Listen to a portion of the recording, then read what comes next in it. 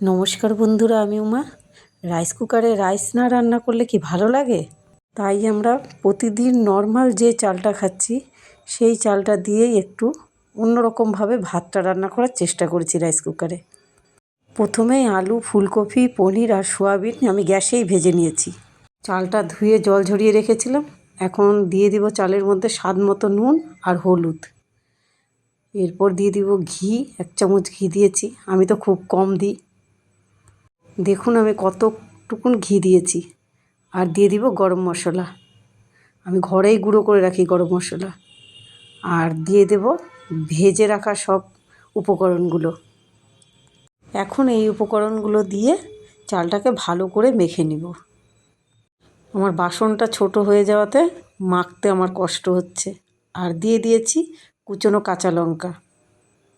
কাঁচা তো নয়, আমার ঘরে পাকা ছিল তাই দিয়েছি। আর দিয়েছি তেজপাতা, কাজু, কিশমিশ। এগুলো সব দিয়ে ভালো করে মিশিয়ে নিব। এখন দিয়ে দিব আন্দাজ মতো জল। আমি 1.5 মগ চাল নিয়েছিলাম, আর ওটা আন্দাজ করেই এখন আমি দিয়ে দিব 3 মগ জল। এই মগটা দিয়ে 3 মগ আমি জল দিব।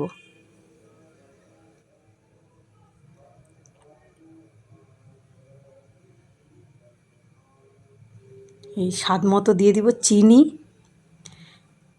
এই রকম করে ব্যাস ঢাকা দিয়ে দিব। এখন ঢাকা দিয়ে কুকারটা অন করে দিব।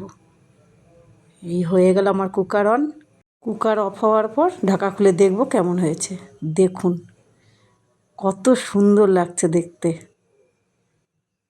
দেখুন ঝরঝরা হয়েছে। এইভাবে আপনারাও একবার বানিয়ে খেয়ে দেখুন।